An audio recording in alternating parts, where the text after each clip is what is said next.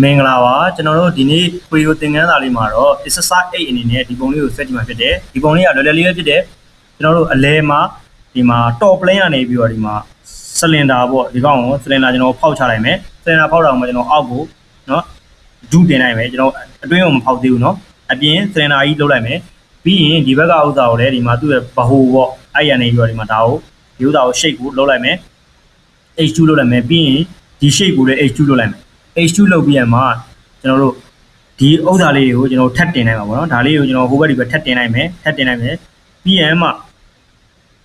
Dalishi, you the really, the really, lolame, no, the real lome, your the whole palme, your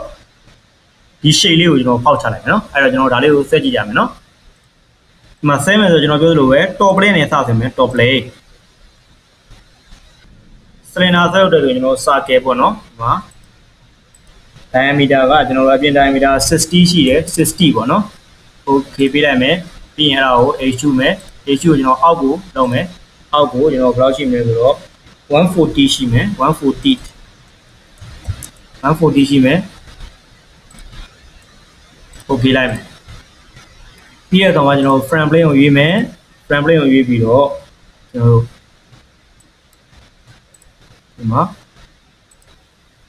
will mention being Balom Sakebo. Okay,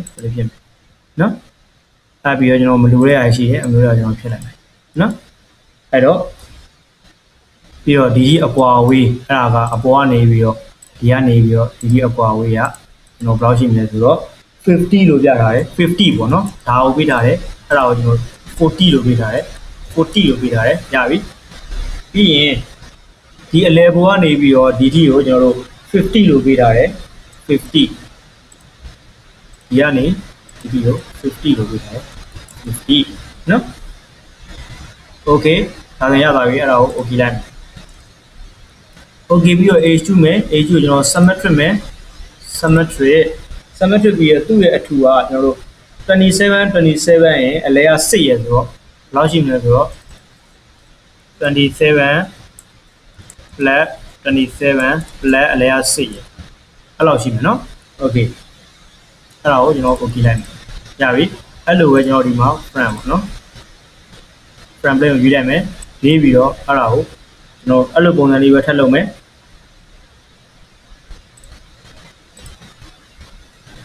You see me? Being hello, Sakea, being Lure Hayu, delete me, video. To a dear Huawei, I Huawei, 100 shime, 100 being Tao, brushing the 50 shime, video of Huawei, the one navy, DDR, brushing the 25 shime. 25 အပေါ်ရောက်သွားမယ်ရပြီပြည့်စုံသွားပြီ okay လိုက်မယ်အဲ့ဒါကို H2 လိုက်မယ် H2 မယ် symmetric မယ် symmetric ကိုမှ30ရှိမယ်30 okay လိုက်မယ်ပြီးတဲ့အခါမှာကျွန်တော်ဗာပြလို့ဒီမှာဆွဲလိုက်မယ် radius 20နဲ့ရှိနေမယ်ဒီမှာ fill နေရာမတိကျဘူးဆိုရင် SK လိုက်မယ်ပြီးတော့ reference ကိုနှိပ်ပြီးမယ် reference ဒါလေးကို reference လုပ်ပြီးမယ် okay လိုက်မယ်အဲ့ဒါကိုကျွန်တော်တို့ဒီမှာလို့ရှိမယ်နော် diameter 20 လို့ပြောထားတယ် diameter 20 ရပြီ okay မယ်ပြီးရင် H2 မယ်ဟိုဘက်ကိုသွားမယ် remove မယ်ပြီးရင် through all မယ် okay လိုက်မယ်ဒီမှာဒီ plane မှာပဲကျွန်တော်ဆင်းမယ်ဆဲတာအောင်မှာကျွန်တော် reference ယူမယ် reference ဒါကို reference ယူလိုက်ဒါလေးကိုနှိပ်လိုက်နော်အဲ့ဒါဆိုရင် target ပေါ်လာပြီ target ပေါ်လာမှာကျွန်တော်မလုပ်မယ်ဆိုတော့ဒီမှာဒီရလုံးမယ်ပြီးနောက်တဲ့ target ထပ်ဆင်းမယ်ဒီလိုရှိမယ်ဒီအတွင်းက target ကလောက်ရှိနေဆိုတော့28ရှိမယ်28 okay ပြီးပြီးတော့ H ရှုမယ်ဒါကိုကျွန်တော်ပြင်မယ်ဒါကိုပြင်လို့တော့ row material မလုပ်ဘူးလောဘနဲ့ကျွန်တော် symmetric လုပ်ပြီးတော့သူ့ရဲ့အထူကကျွန်တော်40ရှိမယ် okay လိုက်မယ်နော် okay လိုက်မယ်ပြီးရမှာရတယ်ကျွန်တော်ဘယ်လိုလုပ်မလဲဆိုတော့ဒီအတွင်းထဲကိုနှိပ်လိုက်မယ်နှိပ်ပြီးတော့ဒီမှာ reference ပါနော် reference ဒါကိုပြလိုက်မယ် okay လိုက်မယ်ဒါပြီ okay ပြီးရင် H2 ပေါ့နော်ဖြတ်ထုတ်လိုက်မယ်ဟိုဘက်ကို ဒီဘက်ကိုပေးလိုက်မယ် raw material ပြီးရင် through all လိုက်မယ်နော်အဲ့တော့ okay လိုက်မယ်ရတယ်နော်ပုံညမ်းအနေနဲ့ရသွားပြီရသွားကျွန်တော်အောက်မှာဒီမှာဘာကြံမလဲဆိုတော့အောက်မှာ read လောက်တာကိုကြံတယ်နော် read လောက်တာကျွန်တော် read နဲ့ရမလားကျွန်တော်ကြည့်ကြည့်မယ် read နဲ့မရနိုင်ဘူး read နဲ့လုပ်တဲ့အခါမှာလေရနိုင်လားကျွန်တော်ကြည့်ကြည့်မှာပေါ့နော်စမ်းကြည့်မယ် read နဲ့ရနိုင်လားစမ်းကြည့်မယ်ဆိုတော့ဒီမှာ line ပေါ့နော် line နဲ့ဒီမှာဒါကကျွန်တော်တန်းချမ်းဖြစ်မယ်ပြီးရင်ကျွန်တော်ဒီကိုသွားမယ်နော်ဒီမှာဒါတန်းချမ်းဖြစ်မယ်ဒါနဲ့တန်းချမ်းဖြစ်မယ်တန်းချမ်းပြီးရင်ဒီကိုပြီးတော့အဲ့ဒါရဲ့ကွာဝေးကကျွန်တော်တန်းပေါ့နော်အောက်ကနေပြီးတော့ဒီအောက်ကနေကျွန်တော်ဒီကြီးကတန်းရှိမယ်တန်းပေါ့နော်အဲ့လိုလေးဖြစ်မယ်အဲ့ဒါကိုကျွန်တော် okay ပေးကြည့်မယ် okay ပေးကြည့်ပါကျွန်တော်ပြီးတော့ profile rate ပေါ့ profile rate လုပ်ကြည့်မယ်ဒါကို profile rate အတွင်းကိုပေးကြည့်မယ်နော်အတွင်းကိုပေးကြည့်မယ်မရအောင်နော်မရတဲ့ကောင်က cancel လိုက်မယ် cancel လိုက်ပြီးကျွန်တော်ဒါကိုပြန်သွားမယ် edit definition ဒီကိုပြန်သွားမယ်ပြန်သွားပြီးကျွန်တော်ဒါကိုထပ်ပြီးတော့ကျွန်တော်လိုချင်တဲ့အတိုင်းပဲဆွဲမယ်နော်လိုချင်တဲ့အတိုင်းပဲဆွဲမယ်ဆွဲမှာဆိုတော့နော်ဒီမှာလိုဖြစ်မယ်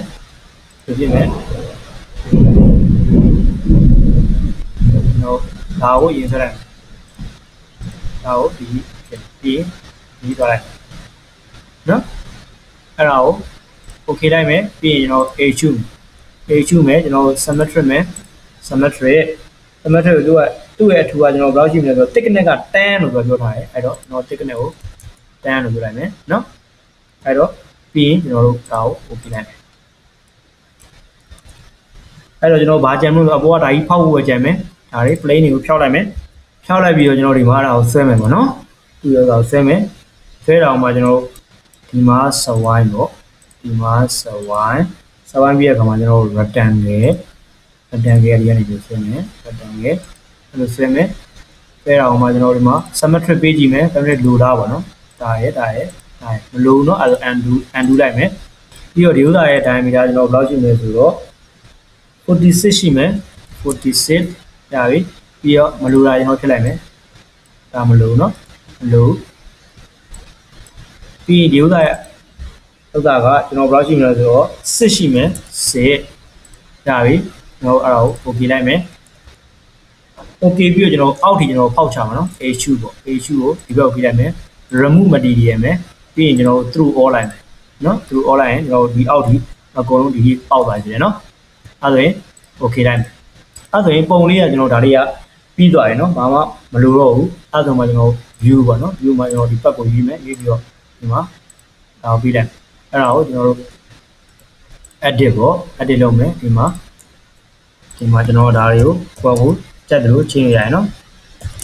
ဒါပေါ့ကျွန်တော်လောက်လေးပဲထားလိုက်မယ် okay close လိုက်မယ်ပြီးရင်အဲ့လိုပဲကျွန်တော်တို့နော် surface ကိုရေးမယ် surface ကိုရေးလိုက်မယ်ရေးပြီးတော့ကျွန်တော်ဘာလုပ်မလို့ဆိုတော့ဒီမှာဒီအောင်ပေးလိုက်မယ်ပြီးပြီးတော့ဒီမှာဒီ surface ကျွန်တော်ရေးလိုက်မယ်ရပြီနော်ပြီးရင်ကျွန်တော်ဒါကို okay ပေးလိုက်မယ်အဲ့ဒါကိုကျွန်တော်လည်း edit ပြန်လုပ်မယ်ဒါကို edit ပေါ့နော်အဲ့ဒါကိုကျွန်တော်220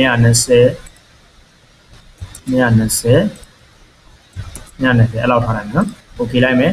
close လိုက်နော် shade reflection နဲ့ကြည့်ရင်သူကလောက်ရှိရင်နော်ကျွန်တော်မလုပ်တော့ဘူးနော်ကြမ်းမဲ့ထားရတော့မယ်အဲ့ဒါကိုကျွန်တော် save လိုက်မယ်နော် size 6ဆိုကျွန်တော် save လိုက်မယ်နော် save ပြီးရကမှာကျွန်တော်ဒါကို drawing လေးနဲ့ပြနေတယ်ဆိုရင် drawing ပေါ့အဲ့တော့လေ size 6 sorry size 8နေလုပ်မယ်size 8ပေါ့နော် size 8နေနဲ့ okay လိုက်မယ်ဒီမှာ A3 ကိုရွေးမယ်ဒီမှာ empty landscape okay လိုက်ပြီးရကမှာ general view ကျွန်တော် do not prompt okay တနေရာမှာညမှာ click ချလိုက်နော် click ချရကမှာကြီးနေဆိုရင် scale မှာကျွန်တော် 0.8 လောက်ထားလိုက်မယ် 0.8 နော် apply ပြီးတော့ view type ကိုကျွန်တော်တို့ဒါကို frame plane ထားမယ် apply ရပြီနော် apply ယူလိုက်မယ်အဲ့မှာကျွန်တော် view display ပေါ့ view display မှာ none ဖြစ်နေရအောင်ကျွန်တော်default လုပ်ကြည့်မယ် apply လုပ်ကြည့်မယ်เนาะကျွန်တော်ဒီပုံစံလေးလုပ်ချင်တယ်ဆိုရင်အတိုင်းယူမယ်ပြီးတော့ဒီမှာ hide ပေးမယ် okay လိုက်မယ်ပြီးရင်အဲ့ဒါကိုဒီမှာ projection view ထုတ်မယ်ရပြီဒီမှာ projection view ကတော် view ဖြစ်သွားပြီဒါကို projection view ထုတ်မယ်ဒါဆိုရင်ဒီလိုလေးဖြစ်သွားပြီเนาะအဲ့ဒါကိုကျွန်တော်တို့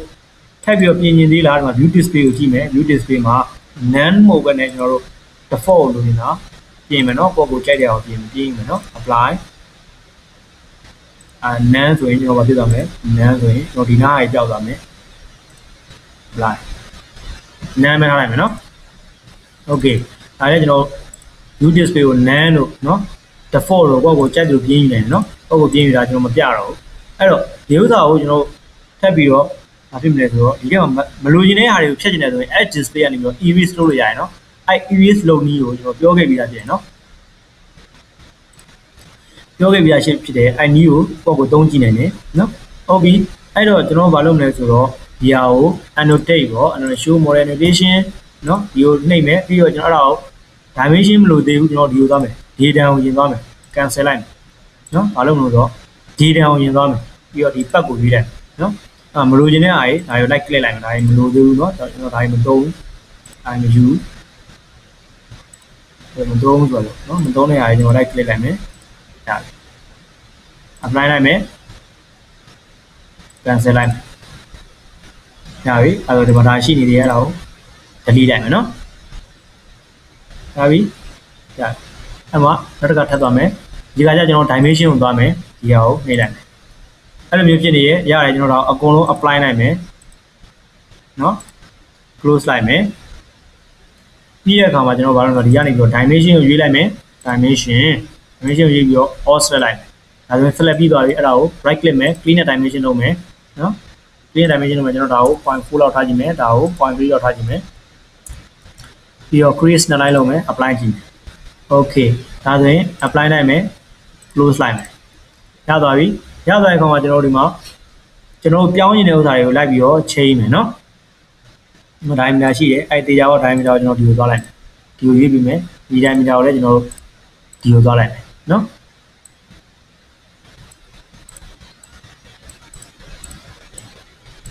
ဒီရွေးလိုက်မယ်ဒီရွေးလိုက်မယ်ကိုကြိုက်နှစ်လို့ထားနိုင်ရနော် okay ဒီမှာကျွန်တော်တို့အဲ့မှာ snap line မပေါ်ဘူးဆိုရင် snap line မှာကြည့်လိုက်မယ်နော်ခေါ်လိုက်မယ်နော်ခေါ်လိုက်မယ်ဒီ90အဲ့ဒါကကျွန်တော်ဒါကိုပြောတာဖြစ်တဲ့အတွက်ရတယ်ကျွန်တော်အဲ့ဒါကိုဒီကိုရှိလိုက်မယ်140ရတယ်ကျွန်တော်ဟုတ်တယ်ဒီမှာထားလိုက်မယ်ရပြီပြီးဒီ90ကလည်းဟုတ်တယ်ကျွန်တော်ဒီမှာထားလိုက်မယ်ဒီ25လို့ပြောတယ်25လည်းအဲ့မှာထားလိုက်မယ်အဲ့မှာထားတော့မှကျွန်တော်ဒီမှာဒါတွေကိုနေရာရွှေ့ရမယ်နော်ဒါတွေကိုနေရာရွှေ့လိုက်ဆိုတော့အဲ့ဒါကကျွန်တော်25ကကျွန်တော်ဒီဘက်ကိုသွားမယ်နော်ဆိုတော့ကျွန်တော်ဒီအောင်ပြောရတယ်အော်လူရွှေ့ပြရတယ်နော်โอเคပြီးဒီမှာဒါကကျွန်တော်ဒီလောက်မှာထားလိုက်မယ်ရတယ်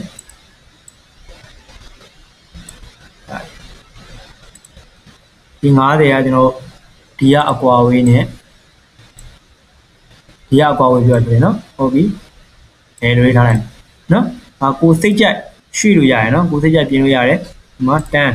အဲတန်းကိုလည်းကျွန်တော်တို့ရတယ်မထားလိုက်မယ်ရပြီဒီ90ရလည်းဒီမှာထားလိုက်ဒီ100ဒီမှာထားလိုက်ဒီမှာဒီ100ကိုကျွန်တော်ဒီ60ကိုကျွန်တော်ဒီကိုရွှေ့လိုက်မယ်နော်ကျွန်တော်ဒီကိုထားလိုက်မယ်ဒါကိုလူယူလိုက်နော်အဲ့မှာဒါအောင်မလို့ခြင်းဘူးဆိုရင်မ order လေးနေပြီးတော့ဒါလေးရှိရင်အဲ့ဒါဖြတ်လိုက်မလို့နော်ပြီးရင်ဒီမှာ40ဆိုတဲ့ဟာရှိတယ်အဲ့40ကဘယ်လိုပြောရလဲဆိုတော့ဒီအထူကိုပြောနေတာဖြစ်တယ်ဟုတ်ပြီအဲ့ဒီအဲ့မှာထားမယ်30ကဒါကိုပြောရဖြစ်တယ်10ကဒါကိုပြောရဖြစ်တယ်အဲ့10ကဘယ်ကိုပြောနေရလဲဆိုတော့အောက်ကဒီ rig ကိုပြောနေဖြစ်တယ်နော်အဲ့ rig ကိုပြောနေဖြစ်တယ်အဲ့ rig ကြတော့ကျွန်တော်